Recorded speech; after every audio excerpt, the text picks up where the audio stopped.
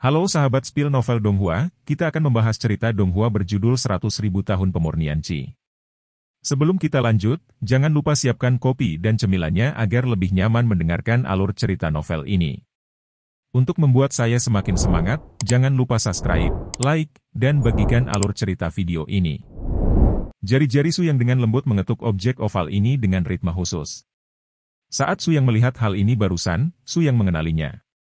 Ini adalah telur dewa, cara di mana beberapa monster-monster dengan garis keturunan yang kuat menyegel anak-anak mereka pada saat kritis.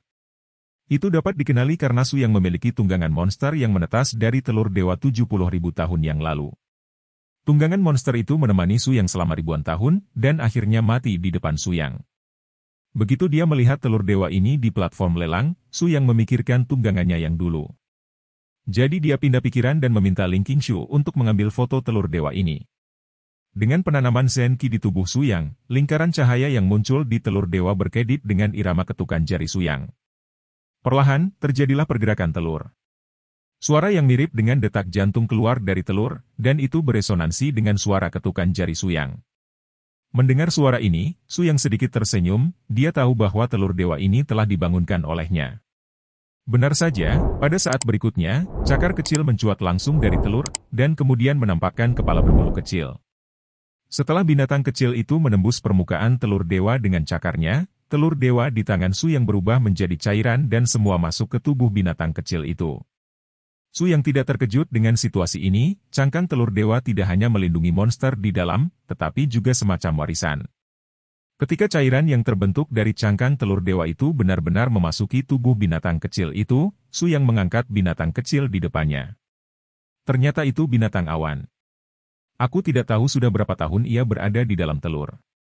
Nafas kehidupan sudah hampir habis sebelumnya. Mendengar kata-kata Su Yang, Ling Qingshu menangkap informasi yang sangat penting. Yun Beast, untuk mengenang Ling Qingshu, dalam buku kuno Sekte Tianlan. Sepertinya itu adalah rekor monster semacam ini. Yun Beast memiliki kemampuan untuk mengangkat awan dan mengendarai kabut, dan memakan awan dan kabut. Ini adalah salah satu dari sedikit catatan yang diingat Ling Qingshu yang paling membuatnya terkesan adalah bahwa deskripsi Yun Beast dalam buku itu hanya berisi dua kata horor. Monster-monster semacam ini memiliki setidaknya kekuatan pertempuran dari alam jiwa baru lahir setelah mencapai usia dewasa. Alam Yuan Ying, bahkan jika Ling Qingshu telah menerobos ke alam inti emas sekarang, alam Yuan Ying masih terlalu jauh untuknya. Dia tidak dapat melihat tanda-tanda dari realm jiwa baru lahir saat ini, dan jalan di depan dapat dikatakan kosong. Selama binatang Yun di tangan Su Yang tumbuh menjadi dewasa, secara alami ia akan memiliki kekuatan alam jiwa baru lahir. Ini membuat Ling Qingshu tidak merasa tidak adil, dan pada saat yang sama dia terkejut dengan pengalaman leluhur tua Su bahwa dia benar-benar dapat membeli binatang awan di lelang semacam ini. Setelah Su Yang menggoda Yun Beast 2 kali, dia mengeluarkan batu spiritual dan meletakkannya di mulut Yun Beast. Monster semacam ini tidak hanya hidup saat melihat awan dan kabut, tetapi juga bagian yang tak terpisahkan dari auranya. Lelang item terakhir di luar pengadilan telah berakhir, dan item terakhir adalah senjata ajaib. Untuk senjata ajaib ini, beberapa kekuatan telah mengajukan tawaran satu demi satu, dan masing-masing dari mereka berwajah sangat merah.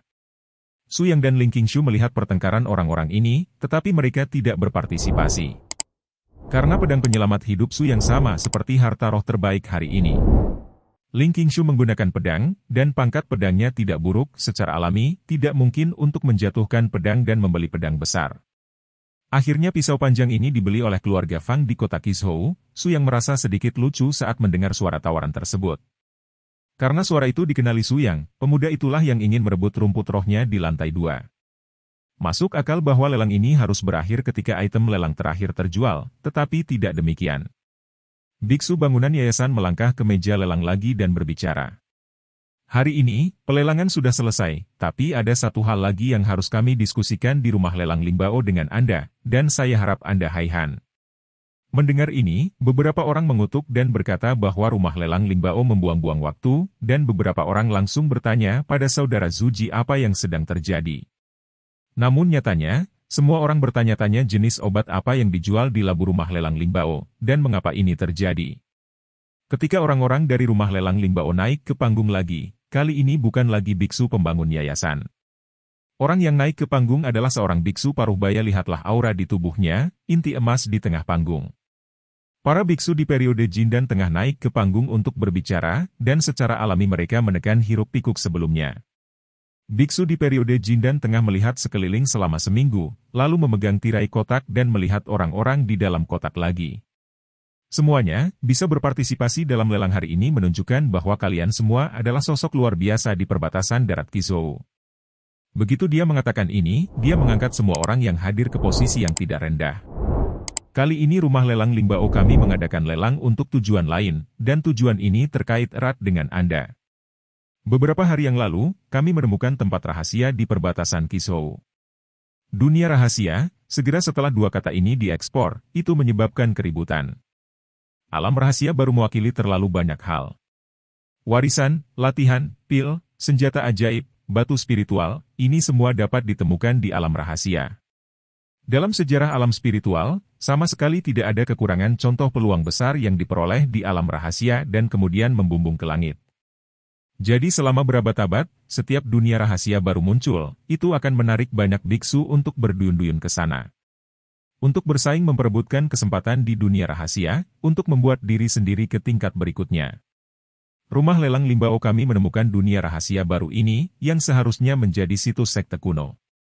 Tetapi karena kekuatan cabang kami terbatas, tidak cukup untuk menjelajahi alam rahasia ini, jadi saya memutuskan untuk berbagi alam rahasia. Di mana dunia rahasia ini? Rumah lelang Lingbao MU tidak akan begitu baik.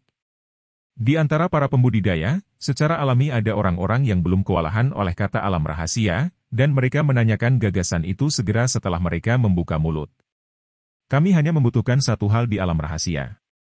Setelah kami mendapatkan benda itu, rumah lelang Lingbao kami akan menarik diri dari penjelajahan alam rahasia, dan sama sekali tidak akan mengganggu Anda. Saudara Jindan jelas telah mempertimbangkan masalah ini sejak lama, dan langsung mengutarakan tujuan dari rumah lelang Lingbao-nya.